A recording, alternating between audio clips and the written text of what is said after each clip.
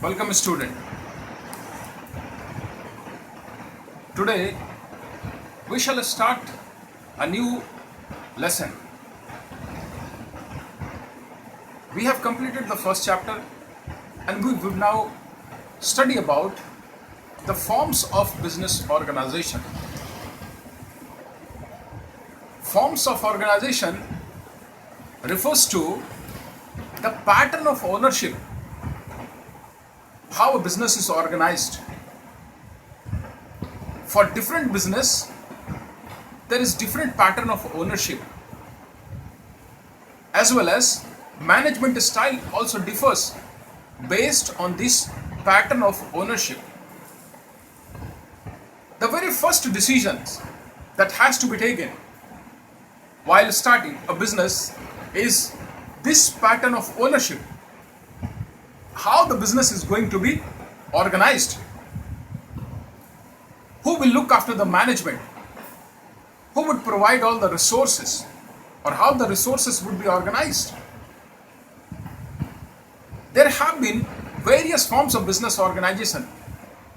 If we talk of the ancient practices, earlier man used to conduct all the necessary activities by himself. So if we take it, so single forms or an individual form of business was the ancient practices. But with the complexities that have grown up and the nature of business undergone changes with the time and ages, various alternative forms of business organization have evolved. And now a businessman, before he or she starts a business, has to decide about this pattern of ownership. Now this is very important because the pattern of ownership decides the success of a business organization. There are various forms of business organizations. A business may be organized either as a sole proprietorship or a sole trader. It could be either a partnership, it could be either a joint stock company, or some traditional household businesses like joint Hindu family business. So there can be various forms that a business can be organized. What is important is that this form, what a person decides, it influences the success and future operation of the business, and hence selection of a particular or a proper form of business is very essential. So for today's discussion, we shall be taking up sole proprietorship or sole trader. So this sole proprietorship is the ancient form of trade, how initially the trade was organized. In a sole proprietorship form of business organization, the entire management, that is the day-to-day activities, organizing of the resources, how the work and operation of the business is to be organized, who will look after, that is having a control over the activities, the financial activities, all these activities are organized, managed and controlled by a single individual. So therefore, if we are to decide and we have to give an explanation, it simply means that this sole proprietorship is a form of business organization.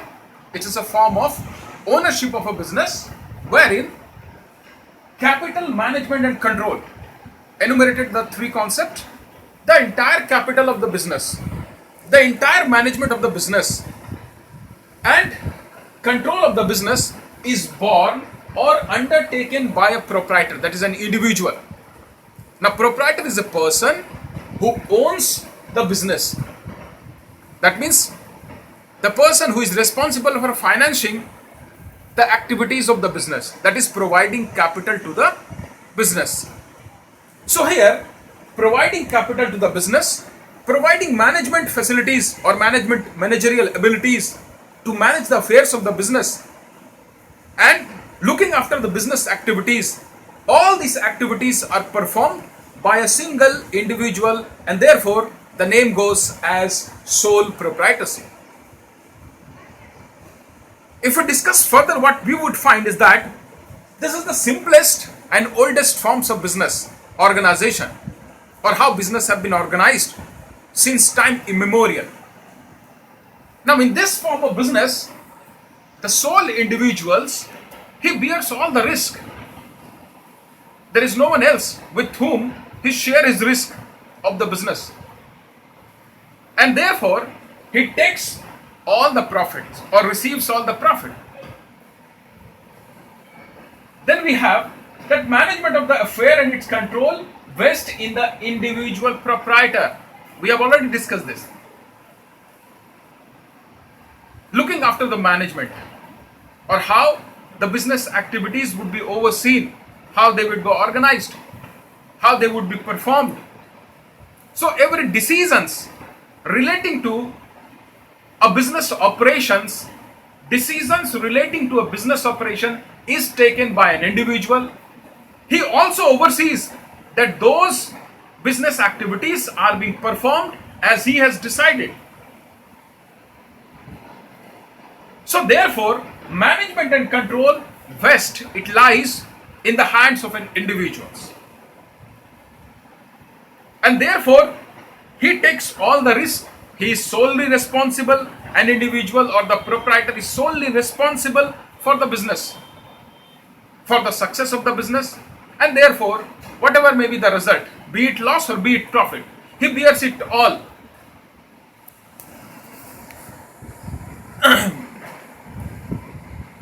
To one aspect, if we decide now on the basis of our discussion, what is the features? The first feature of business organization is that there is an individual ownership. That means the business is owned and controlled by the individual. Ownership refers to the person who has provided the capital for the business, and this capital is used by the business to carry out its various activities.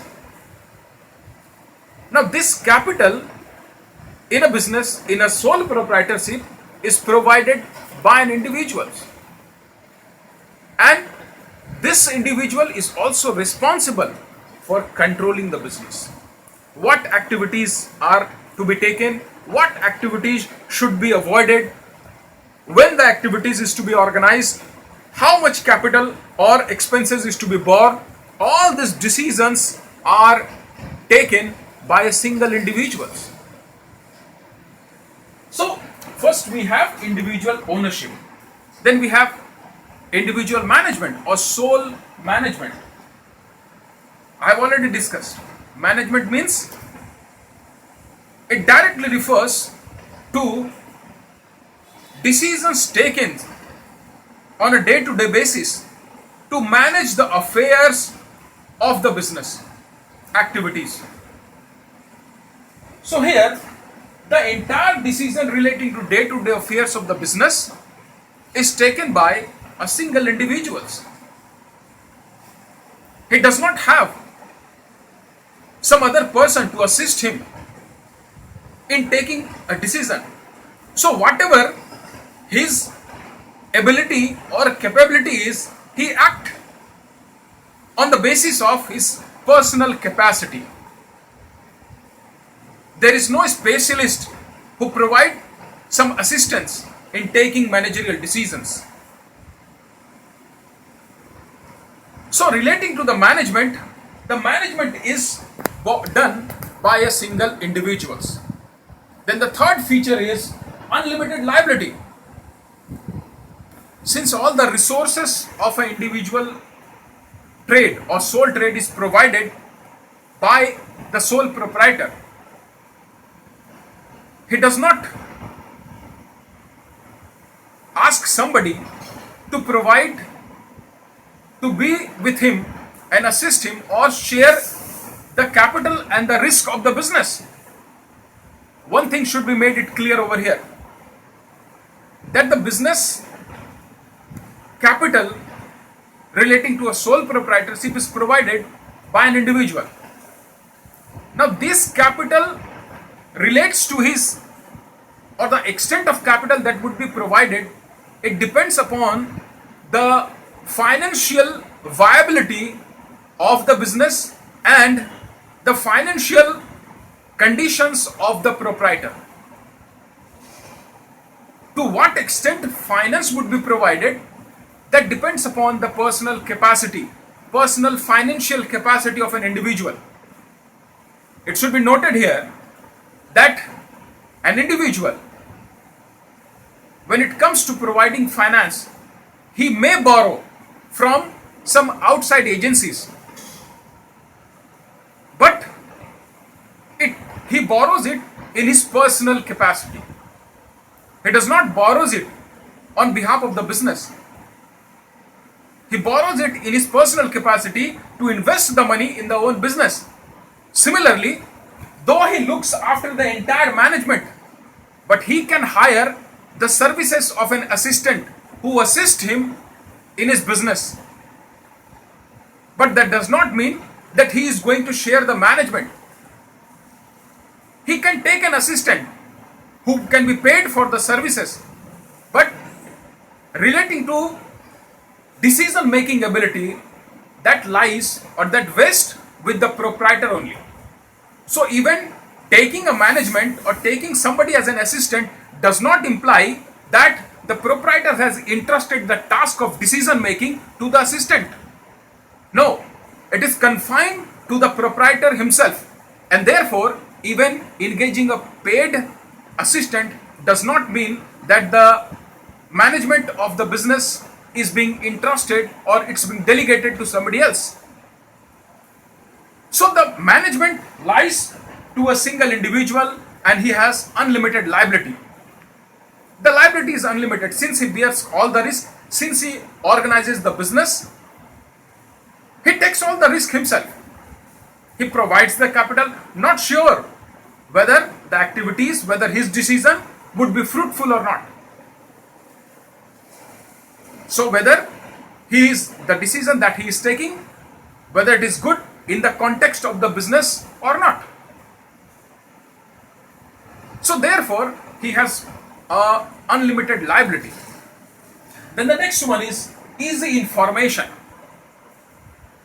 Formation of a sole proprietorship business is the most easiest task, as it does not involve compliance to many legal formalities.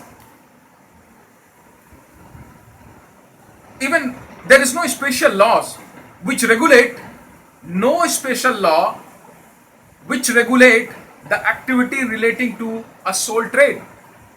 Partnership Act is there, Sale of Good Act is there, Company Act is there, but there is no act which regulate the affairs relating to formation of a business. But as a working entity, registration is mandatory for a business, that yes, a business exists.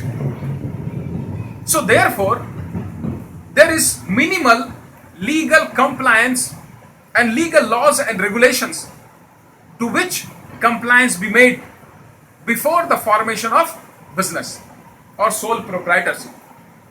So there is minimal government intervention as well. Then the fifth one is no separate entity. Now this is a concept. Generally what happens, that the person who owns a business, he is supposed to be the person who is responsible for managing the entire affair. And once any mishappenings takes place or any untoward event takes place with the proprietor or the person, then the business no longer exists. Means the existence of the business is imbued with the existence of the individual. So if the individual dies, that is if the sole proprietor dies, then the life of the business also comes to an end. That is the meaning of no separate entity. It means as the entity of the individual or proprietor perishes, the individual or the entity of the business also comes to an end. The business no longer exists. And therefore, the term is that the entity of the business is not separate from the entity of the proprietor. In other case of business, the entity is different. But here, the entity of the proprietor is imbued with the entity of the business. And if anything happens to the business, the existence of the business is affected. And it may lead to closure of the business. So therefore it is said that the existence or the entity of the business is the entity of the proprietor. So if anything happens, any untoward action, any uncertain event which renders some mishaps to the proprietor, the business also comes to a standstill. Finally, we have limited scope of operations. We just have discussed that human being has a limitations of thoughts, limitations of energy as well to work on, individual capacity to hold on properties or wealth. There is a limit to everything. So the finance that an individual can provide, there is also a limitation to the maximum amount of finance that an individual can provide to a business. And if a businessman has not undergone, we presume that as a normal being, the managerial capacity that is taking important decisions about the business event on day-to-day basis is also restricted, is also limited for an individuals. Because most of the individuals, they do not possess a special knowledge about the business. So therefore, their knowledge, their experience is limited. And we conclude therefore that since there is a limitation to an individual providing finance, providing management and providing control, so the area of operation of a sole proprietorship is very limited. An individual cannot manage a large scale organization. He cannot individually look after every activities. Then the form of ownership would change. So for an individual, if there is the area of operation is limited. And then last, I have not written over here, but there is monopoly of profit.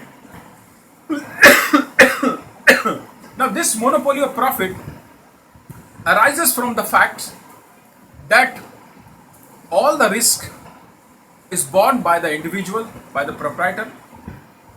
The resources are provided by the individual proprietor. So when he bears the entire risk that is inherent in that form of business, in a sole proprietorship, there cannot be anybody who can claim that yes, the profit also belongs to me.